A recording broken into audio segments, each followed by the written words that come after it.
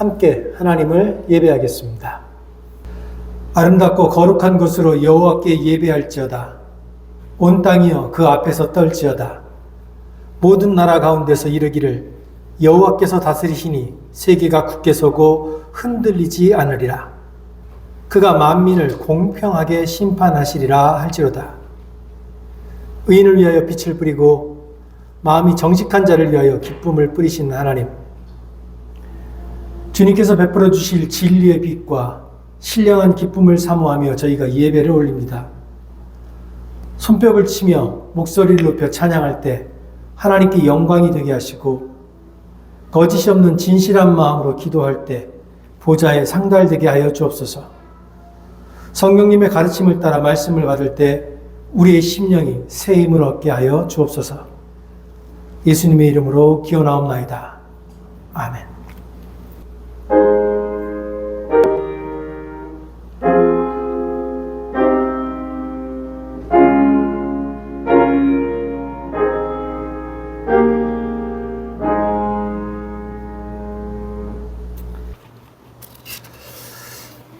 성 장로님 기도하실 때 다 함께 기도하시겠습니다. 저희들을 죄에서 구원하시려 독생자 아들을 아끼지 않고 십자가에 내어주신 아버지 하나님, 이 시간 저희가 이 자리에 나와 아버지께 예배드립니다. 저희의 예배를 온전히 받아주시고, 또한 저희가 이 예배를 통하여 하나님 아버지 앞에 나아가기를 원합니다. 지난 한 주간도 저희의 삶을 지키시고 눈동자같이 보살펴 주셔서 감사를 드립니다. 그럼에도 불구하고 저희가 하나님과 저희의 이웃에게 지은 저희의 많은 죄를 주님 앞에 고합니다. 부디 긍휼히 여기시어 저희의 죄를 사하시고 저희를 붙들어 주십시오. 또한 저희에게 진정한 회개의 기회를 주시어 저희가 저희의 잘못을 돌이키고 저희 길에서 벗어날 수 있는 힘을 더하여 주시기를 원합니다. 죄의 삭은 사망이요 하나님의 은사는 영생이라 하신 말씀을 붙들고 하나님께로 위로부터 나는 새로운 삶의 희망을 붙들고 저희가 삶의 시선을 하나님께로 향하기를 원합니다. 나라와 나라의 전쟁과 갈등은 끝을 기대하기 힘든 것처럼 보이고 늘 새로운 갈등의 불씨는 여기저기 세계 곳곳에서 싹트고 있습니다. 또한 우리에게 맡겨주신 아름다운 자연세계 또한 오염과 재해의 상처로 늘 신음하고 있는 것을 확인하고 있습니다. 하나님 아버지, 이 또한 아버지의 긍휼하심과 인자한 은혜를 간구함으로 저희가 기도합니다. 하나님의 마음을 품은 사람들이 일어나 이 세상의 깊은 상처와 어려운 문제들을 해결할 수 있는 지혜를 허락하시고 회복시켜 주시옵소서. 저희가 드리는 예배를 위해 기도합니다. 이 예배를 기쁘게 받아주시고 저희를 위해 준비하신 아버지 하나님의 말씀을 대언하시는 우리 목사님에게도 은혜를 더하여 주시어 전하는 자와 듣는 자 모두 하나님의 말씀의 잔치에 온전히 참여하는 복을 누릴 수 있기를 기원합니다. 저희 교회의 성도들 가운데 여러 가지 마음의 짐과 삶의 어려움으로 힘들어하는 우리 식구들을 서로 돌아보며 사랑과 선행으로 서로를 격려하고 붙들어 세우는 진정한 공동체가 되기를 소원합니다. 교회의 여러 직책을 맡아 수고하는 손길들이 있습니다. 하나님 아버지, 그들의 수고를 기억하시고 들어주시옵소서. 무엇보다도 교회를 위해 일하면서 너무 지치거나 너무 외롭지 않도록 주위에 동력자들을 세워주시고 붙들어 주셔서 우리가 믿음의 공동체의 아름다움을 서로 만들어가는 이 교회가 될 수 있도록 인도하여 주시옵소서. 이 모든 말씀을 저희를 구원하신 예수 그리스도 이름으로 감사하며 기도드립니다. 이 시간 우리에게 주신 하나님 말씀 민수기 23장 11절 22절로 24절 신약의 말씀 베드로후서 2장 15절과 16절입니다. 발락이 발람에게 이르되 그대가 어찌 내게 이같이 행하였느냐? 나의 원수를 저주하라고 그대를 데려왔거늘 그대가 오히려 축복하였도다.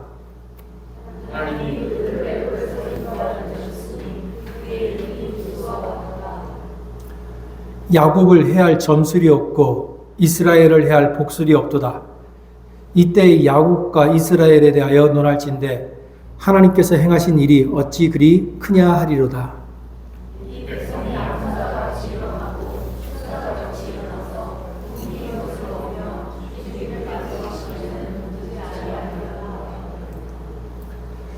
그들이 바른 길을 떠나 미혹되어 부올의 아들 발람의 길을 따르는도다. 그는 불의의 삭을 사랑하다가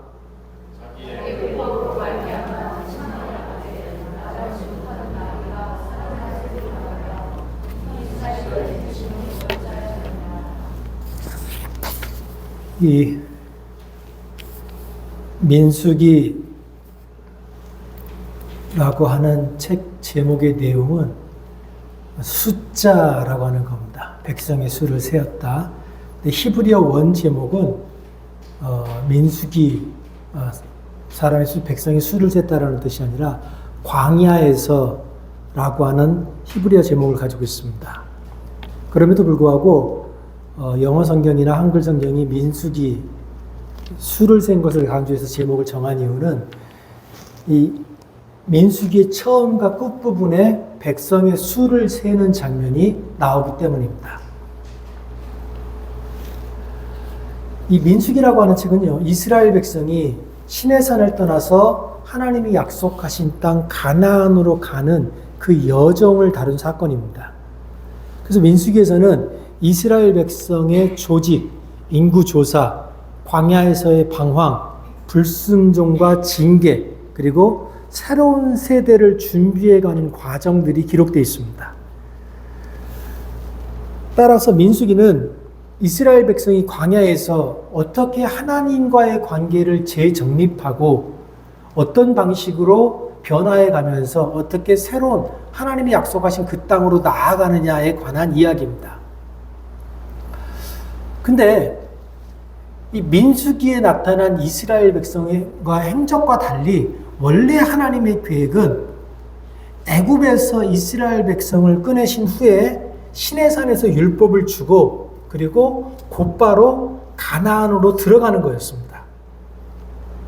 그래서 민수기 첫 부분에 가나안으로 진격해 들어가기 위해서 이스라엘의 숫자를 세는 장면이 나옵니다. 여기서 이스라엘이 인구조사를 했다고 말할 때 인구조사는 20세 이상 된 남자들을 셌다는 겁니다. 다른 말로 하면 가나안과 전쟁을 시작하기 위해서 전쟁에 나갈 수 있는 군인의 숫자를 센 거예요. 그리고 12명의 정탐꾼을 보냅니다. 그 사람들이 40일을 가나안을 돌아다니면서 가나안을 정탐하고 돌아왔어요.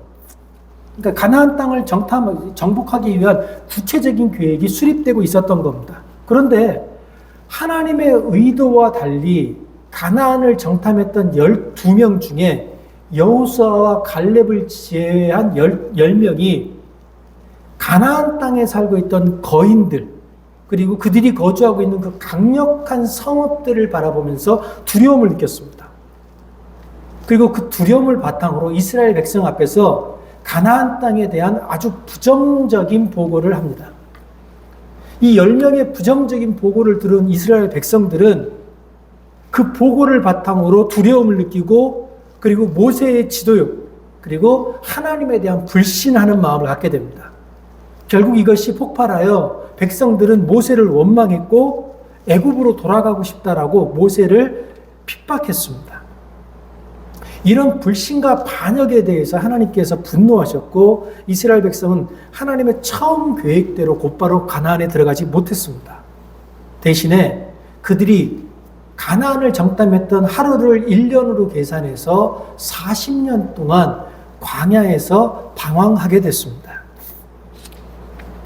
단순히 40년 동안 광야에서 방황한 것만이 아니었습니다. 이 40년 동안 민수기 2장에서 이스라엘 백성의 군인을 계수할 때 그 군인에 들어갔던 남자들, 즉 20세 이상 된 남자들이 40년 동안 다 죽은 겁니다. 그 사람들이 다 죽은 후에야, 그리고 다음 세대가 일어나서 새로운 세대를 이뤘을 때에야 가나안에 들어갈 수 있게 된 겁니다. 민수기는 이스라엘의 불순종이 어떻게 하나님의 계획을 지연시키고, 왜 하나님의 계획에 없던 이스라엘의 광야 방황 사건이 일어나게 했는지를 보여줍니다. 그러면서 동시에 우리의 불신과 우리의 불신앙에 의해서 변경된 하나님의 계획, 그것에도 불구하고 우리를 향한 하나님의 인내와 우리를 향한 궁극적인 하나님의 구원 계획의 성취가 어떻게 이루어지는지를 보여주는 것이 민수기입니다. 이스라엘을 향한 하나님의 열심에도 불구하고 이스라엘은 절대 변하지 않았습니다. 하나님을 믿지 못하는 그들의 믿음의 결과로 그들은 광야에서 40년을 지냈습니다. 그런데 그 40년을 지내는 동안에도 이스라엘은 성장하지 않았습니다. 이스라엘은 하나님께서 그들이 배고프다고 불평할 때 만나와 메추라기를 내려주면 잠시 기뻐했습니다. 또 그들이 목마르다고 불평할 때 하나님께서 물을 주시면 그때도 잠시 기뻐했습니다. 이유를 모르겠으나 이스라엘을 미워하며 이스라엘을 공격하는 자들로부터 이스라엘을 하나님께서 지켜주셨을 때 그들은 또 잠시 기뻐했습니다. 그들의 때에 따라서 그들의 필요를 하나님께서 채워주실 때 그들은 하나님을 기뻐했고 하나님께 감사했습니다. 그러나 그것은 잠시였습니다. 그 잠깐 동안의 감사와 기쁨이 전부였습니다. 그들은 분명 하나님의 은혜에 감사했고 기뻐했지만 그 감사와 그 기쁨이 그들의 사고방식을 변화시키지 못했습니다. 그 감사와 그 기쁨이 그들의 믿음을 성숙하게 하지 못했습니다. 그들은 자기들에게 기분 좋은 일이 생길 때는 감사하고 기뻐했지만 자기 삶에 무엇인가 조금이라도 불편한 일이 생기면 모세를 찾아와서 불평했습니다. 모세를 찾아와 불평하다가 그것이 자기 마음대로 풀리지 않으면 모세의 면전에 대놓고 우리가 애굽에서 노예로 살 때가 더 좋았다라고 불평합니다. 차라리 그곳에서 죽었었더라면 더 좋았겠다라고 불평합니다. 그들은 애굽을 탈출해서 자유인이 되었습니다. 그러나 자유인이 되어서 광야에서 40년을 사는 동안에도 그들은 자유인의 삶이 무엇인지 깨닫지 못하고 살았습니다. 그들의 삶의 장소가 애굽에서 광야로 바뀌었을 뿐이지 그들은 계속해서 노예 생활을 하고 있었습니다. 근데 문제는 이렇게 이스라엘 내부에만 있었던 게 아닙니다. 떠돌아다니는 이스라엘을 바라보면서 그것을 눈에 가시처럼 여기는 민족들이 있었습니다. 그들은 기회가 될 때마다 이스라엘을 괴롭혔습니다. 그러나 하나님은 다른 민족이 이스라엘을 공격하고 침략하는 행위를 용납하지 않으셨습니다. 이스라엘을 다른 민족이 공격할 때마다 지켜주시는 하나님을 보면서 이스라엘을 제외한 이스라엘 주변의 모든 부족들은 이스라엘의 하나님이 참으로 위대한 분인 걸 깨달았습니다. 그렇게 40년의 세월이 지나면서 오늘 이스라엘이 여리고 맞은편에 도착했습니다. 이제 이 모압 땅만 지나면 그들이 40년 동안 가나안을 헤매면서 꿈에 그렸던 가나안을 들어갈 수 있게 됩니다. 그런데 이 중요한 순간에 느닷없이 발람과 발락에 관한 이야기가 나옵니다. 성경을 자세히 보신 분들은 알겠지만 이게 너무 뜬금이 없어요. 맥락이 없이 이 얘기가 갑자기 나옵니다. 왜 이 중요한 순간에 발락과 발람의 이야기가 등장하는가를 오늘 살펴보려고 하는 겁니다. 당시 모압의 왕이었던 발락은요, 지난 40년 동안 이스라엘의 하나님이 어떻게 이스라엘을 지켜왔는지, 이스라엘의 전쟁에 어떻게 관여하셨는지를 잘 알고 있습니다.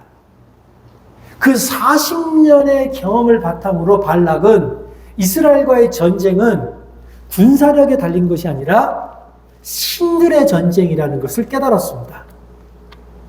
이 신들의 전쟁에서 이길 수 있으려면 신을 부릴 수 있는 강력한 주술을 할 수 있는 제사장이 필요하다는 것이 발락의 생각이었습니다. 그래서 자기 나라 주변에 있는 제사장들을 탐문하기 시작했습니다. 그리고 당시 부돌에 살고 있던 제사장 발람을 발견했습니다. 당시 부돌에서 굉장히 유명했던 주술사 발람을 발견한 발락은 자신의 신하들을 그에게 보냅니다. 그리고 이렇게 말합니다. 보라, 한 민족이 애굽에서 나왔는데 그들이 지면에 덮여서 우리 맞은편에 거주하였고 우리보다 강하니 청하건대 와서 나를 위하여 이 백성을 저주하라. 내가 혹 그들을 쳐서 이겨 이 땅에서 몰아내리라. 그대가 복을 비는 자는 복을 받고 그대가 저주하는 자는 저주를 받을 줄을 내가 알미니라. 발락은 이 전쟁이 군사력의 전쟁이 아니라 신들의 전쟁, 주술의 전쟁인 것을 알았습니다. 그런데 이 발락의 기대와 달리 발람이 바로 움직이지 않았습니다. 왜 그렇습니까? 발락이 섬기는 신은요, 세상의 신이 아니에요. 발락이 섬기는 신은 지역신입니다. 요즘 인터콥 이런 데서 그 땅 밟기 하고 그러잖아요.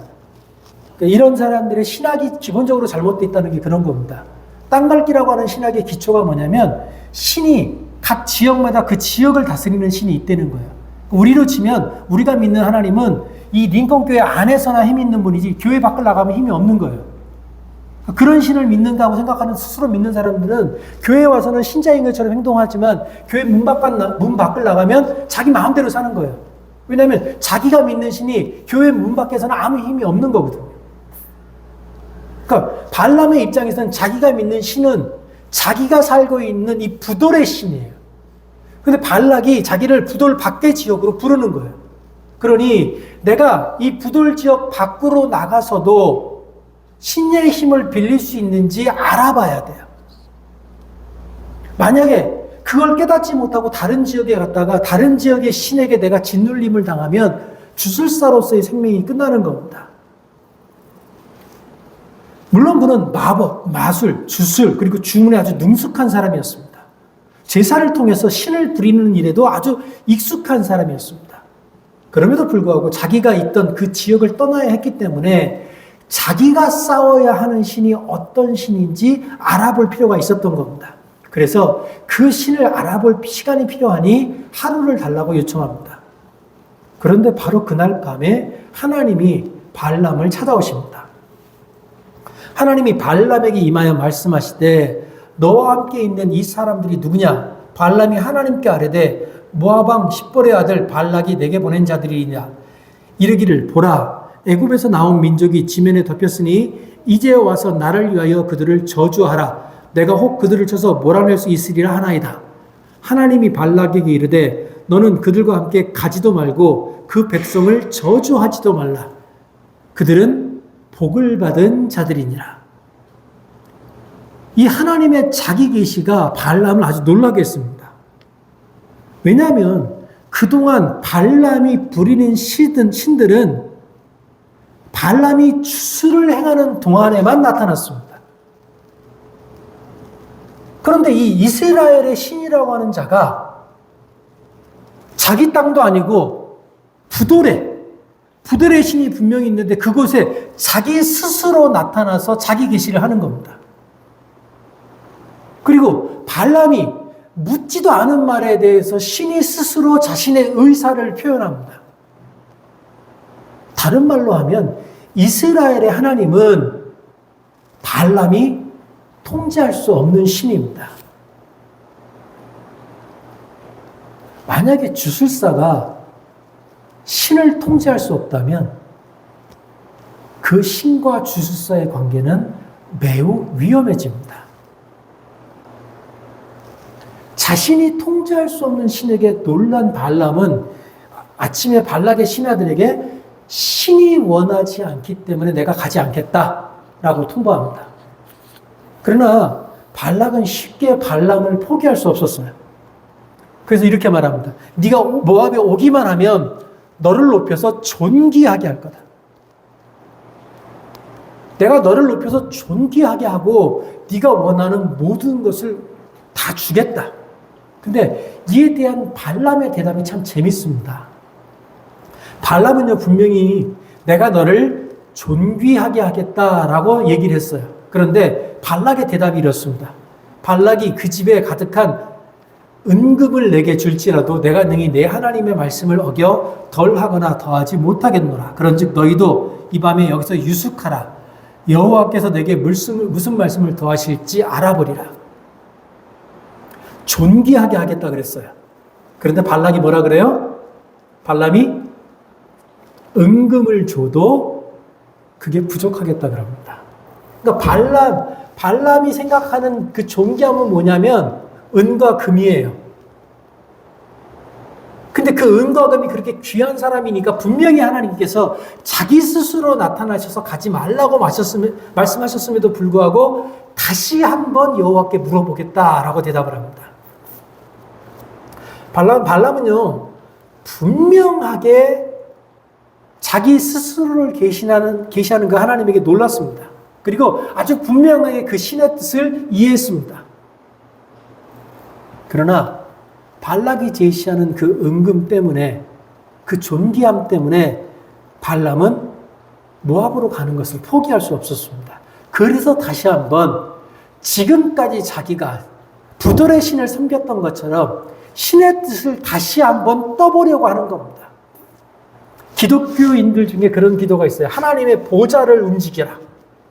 기도를 통해서 하나님의 보좌를 하나님의 뜻을 바꾸려는 거예요. 여러분, 제가 아주 깔끔하게 말씀드립니다. 그건 주술이에요. 인간이 하나님의 뜻을 바꾸려고 하는 건 주술입니다. 기독교의 신앙, 기독교의 믿음은 뭐냐면 그것이 내 뜻에 맞지 않고 내 마음에 맞지 않고 나를 힘들게 하고 나를 고통스럽게 할지라도 그것이 하나님의 뜻이면 가겠습니다. 그러면서 기도를 왜 하냐면, 그러니 내가 이것을 참고 견뎌내고 중간에 포기하지 않고 돌아서 도망가지 않게 도와주십시오. 라고 하는 기도가 기독교인의 기도입니다. 근데 우리는 자꾸 발람의 기도를 해요. 신의 뜻을 바꾸려 그러는 거예요. 내 마음에 맞게. 그랬더니 하나님께서 그 밤에 발람에게 나타나십니다. 그리고 이렇게 말씀하십니다. 그 사람이 너를 부르러 왔거든 일어나 함께 가라. 그러나 내가 너에게 이르는 말만 준행하라. 자기가 도저히 통제할 수 없다고 믿었던 그 신의 허락을 받은 발람은 은과 금, 존귀함으로 포장된 그 은과 금에 대한 기대를 가지고 발락의 신하들과 함께 동행합니다. 그런데 이 길에 하나님의 사자가 발람의 길을 막아서면서부터 문제가 시작됩니다. 발람은 분명히 신을 섬기는 사람입니다. 그런데 자기 앞에 하나님의 사자가 칼을 빼들고 서 있다는 것을 발람도 몰랐고 발락의 신하들도 몰랐습니다. 그런데 당시 부원에 뛰어난 주술사였던 발람도 깨닫지 못한 그 하나님의 천사를 발람이 타고 있던 나귀가 알아봤습니다. 하나님의 천사가 칼을 빼들고 그 길에 서 있는 것을 보고 놀란 나귀가 놀라서 길을 벗어나 포도밭으로 들어갑니다. 포도밭에 들어가면서 발람이 발에 통증을 느꼈습니다. 발람이 나귀를 진정시키고 다시 한번 끌고 길을 나서려고 하는데 나귀가 다시 여호와의 사자를 피해서 포도밭으로 들어가고 이리 가고 저리 갑니다. 그리고 결국에는 담벼락으로 피하다가 발람의 발을 담벼락에 문지르게 됩니다. 너무 아픈 나머지 발람이 자기가 가지고 있었던 지팡이로 나귀를 때립니다. 발람에게 이 길은 매우 중요한 길이에요. 이번에 성공하기만 하면 자기가 평생 꿈꿔왔던 부귀영화가 한 손에 들어오는 겁니다. 제가 자꾸 이렇게 뜬구름 잡는 얘기처럼 말씀을 드리니까 이해가 안 되시죠? 이런 거예요. 이번 주 금요일 날 철야 기도를 하겠습니다. 여러분 다 나오셔서 같이 철야 기도를 한번 하시면 좋은데 주께서 제게 계시를 주셨기 때문에 딱 이번 주 금요일 날만 하루만 할 겁니다. 우리 중에 한 분은 그날 분명히 로또 번호를 게시받게 될 겁니다. 제 설교 내용과 상관없이 여러분들은 오늘부터 금요일만 생각할 겁니다. 그 금요일 날 시간이 되기 전에 출발을 하려고 딱 가서 시동을 거는데 차가 시동이 안 걸려요. 조금씩 흥분하기 시작하죠. 차에 대해서 전혀 모르는 아내에게 소리 지르기 시작하고, 차를 도대체 어떻게 관리했길래 차가 이 모양이냐 저 모양이냐, 야 급하니까 뭐라도 택시라도 불러라, 막 싸우는 와중에 차가 시동이 걸렸어요. 그리고 나가려고 그러는데 그러지 문이 안 열려요. 막 흥분이 그게 치닫기 시작합니다. 나가서 흔들어도 보고 차고도 보고 뭘 눌러도 보고 그런데 거라지 문이 반쯤 열리고 또 안 열려요. 사람이 약 올리는 것처럼. 그때 어떻게 행동하시겠어요? 3억 달러가 달려 있습니다. 거라지 문 따위가 중요하겠습니까? 차로 밀고라도 나와야지. 지금 발람의 심정이 그겁니다. 차고 문을 부수고라도 가야 되는 거예요. 이거를 부수고라도 가면 내가 평생 꿈꿨던 부귀영화가 지금 이루어지는 거예요. 내가 존귀한 사람이 될 수 있는 거예요. 그런데 나귀 따위가 내 인생에 존귀하게 될 수 있는 이 귀한 기회를 망치고 있는 거예요. 그래서 흥분해서 자기가 들고 있던 지팡이로 나귀를 때리는 겁니다. 그런데 갑자기 나귀가 말을 합니다. 도대체 내가 당신에게 무엇을 하였기에 나를 이같이 3번 때렸느냐? 그랬더니요, 내가 나에게 거역하였기 때문이니 내 손에 칼이 있었다면 곧 너를 죽였으리라. 여러분, 이 대화가 좀 이상하지 않습니까? 우리가 이제 성경을 자세히 안 보는 거예요. 성경을 우리가 좀 자세하게 보고 생각을 하면서 보면 이게 당연히 이상해야 돼요. 나귀를 채찍으로 때리다가 지팡이로 때렸어요. 그랬더니 나귀가 갑자기 말을 해요. 그럼 그 다음에 어떤 말이 나와야 돼? 성경에 나귀가 아파서 도망갔다, 흥분한 나귀가 뒷발로 발람을 찼다, 이런 말이 나오든지, 아니면 발람이 깜짝 놀랐다, 이게 무슨 미친 일이냐, 나귀가 귀신 들렸나 보다, 이게 나와야 성경이 정상이에요. 근데 나귀가 발람한테, 야 내가 너한테 뭔 일을 했는데 넌 날 때리냐? 그랬더니 발람이 거기다 대놓고 네가 내 말을 안 들어서 때렸다 그래요. 나귀가 사람의 소리로 말하여 이 선지자의 미친 행동을 저지하니라. 미친 거예요. 미치지 않고서는 나귀가 말을 할 때 다 놀라는 게 정상인 거예요. 그런데 그 존귀하게 되는 것, 그 부귀영화를 갖게 되는 것, 은과 금을 갖게 되는 것에 얼마나, 자신의 인생이 전환점을 맞이하게 되는 그것에 얼마나 흥분해 있는지, 지금 내 앞에 있는 나귀가 사람의 말을 한다는 걸 깨닫지 못하는 거예요.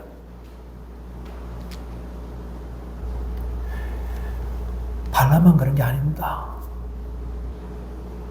우리 각자가 생각하는 존귀함이 있을 거예요. 그게 은과 금일 수도 있고, 권력일 수도 있고, 정치일 수도 있고, 지위일 수도 있고, 자녀일 수도 있고.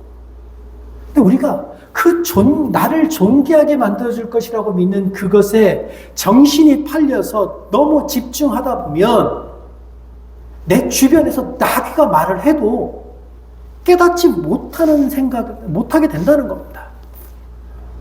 발람은요, 지금 자기가 존귀하게 될지도 모른다는 그것에 정신이 팔려서 이스라엘을 저주하는 것에만 온 신경이 집중되어 있습니다.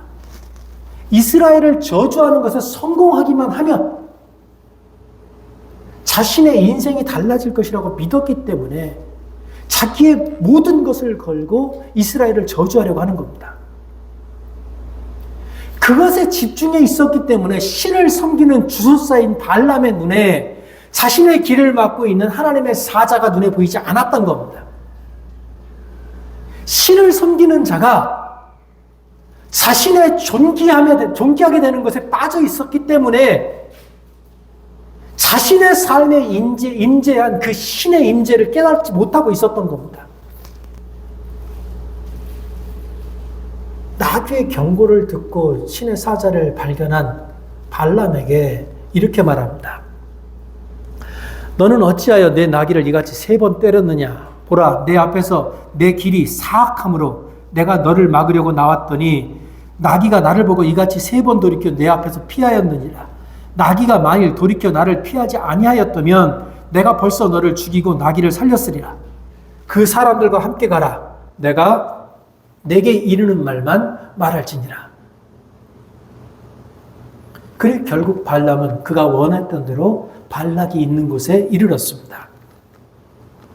발락은 최선을 다해서 발람을 대접했습니다.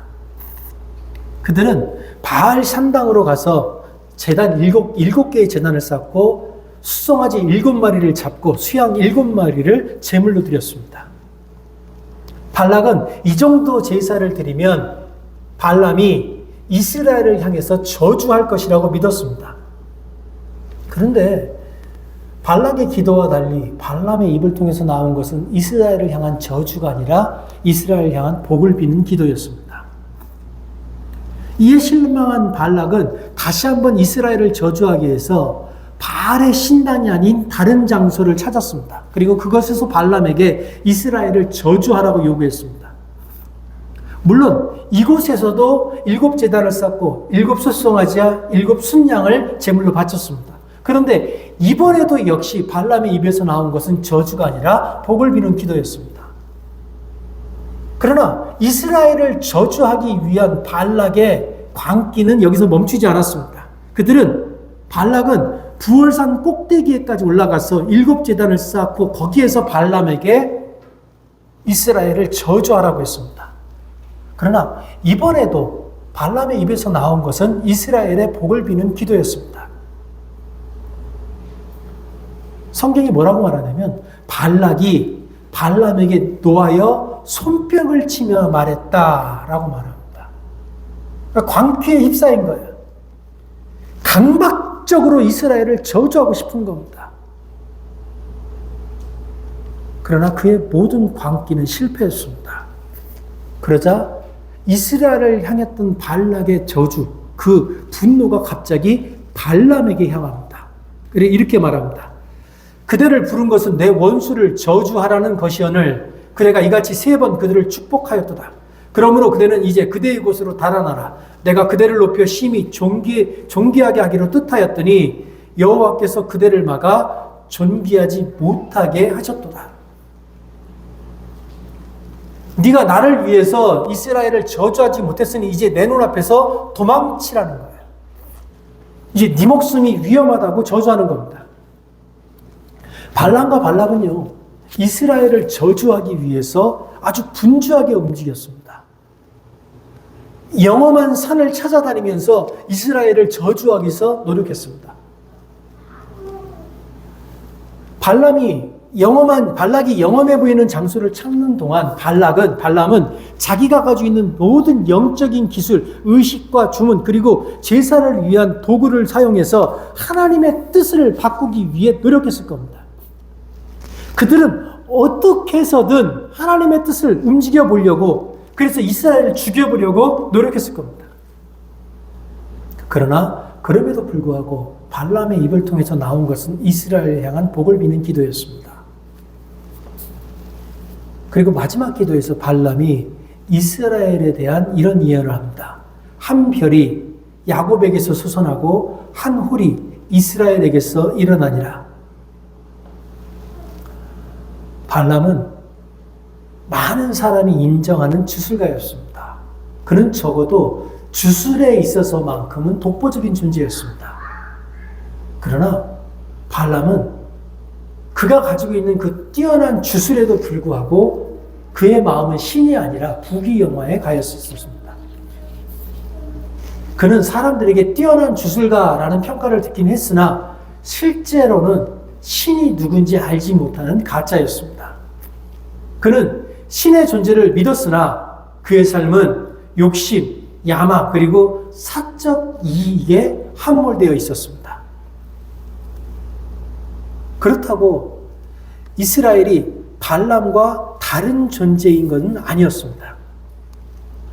하나님이 애굽에서 종살이하던 이스라엘을 구원하셨습니다. 하나님은 광야에서 방황하는 이스라엘을 40년 동안 보호하셨습니다. 하나님은 배고파하는 이스라엘에게 먹을 것을 주셨고 그들이 어려움에 처했을 때 구해 주셨습니다. 그러나 그런 하나님의 은혜가 그들을 변화시키지 못했습니다. 왜냐하면 이스라엘의 믿음과 발람의 믿음이 같았기 때문입니다. 그들에게 신이 필요했던 이유는 그 신을 통해서, 그 신을 이용해서 사적 욕망을 이루고자 함이었기 때문입니다. 그들은 자신의 삶에 문제가 생기면 하나님을 찾아와 기도했지만 그 문제가 해결되면 스스로 주인이 되어서 살았습니다. 그러나 하나님은 이스라엘의 이런 미성숙함에도 불구하고 그들을 포기하지 않았습니다. 오히려 하나님은 이스라엘을 저주하려는 발람과 발락의 시도를 무산시켰습니다. 하나님은 오히려 이스라엘을 저주하려던 발람의 입을 통해서 이스라엘을 향한 복을 선언하게 하셨습니다. 하나님은 저주를 통해서 세상을 끌고 나가시는 분이 아닙니다. 마찬가지로 그리스도인도 하나님의 이름으로 누군가를 저주하는 사람이 아닙니다. 그리스도인은 그 입을 통해서 하나님의 복을 비는 사람들입니다. 그래서 어디에 있든지 우리가 있는 곳에서는 전쟁이 아니라 평화가 선포되어야 합니다. 그래서 어디에 있든지 우리가 있는 곳에서는 싸움이 아니라 일치가 일어나야 합니다. 그래서 어디에 있든지 우리가 있는 곳에서는 그곳이 바로 하나님 나라가 되어야 합니다. 왜냐하면 우리가 믿는 하나님은 발람의 입을 통해서도 복을 선언하는 하나님이시기 때문입니다. 하나님을 믿는 우리 모두, 우리 각자가 하나님의 복을 세상에 전하는 그런 사람이 되었으면 좋겠습니다. 기도하겠습니다.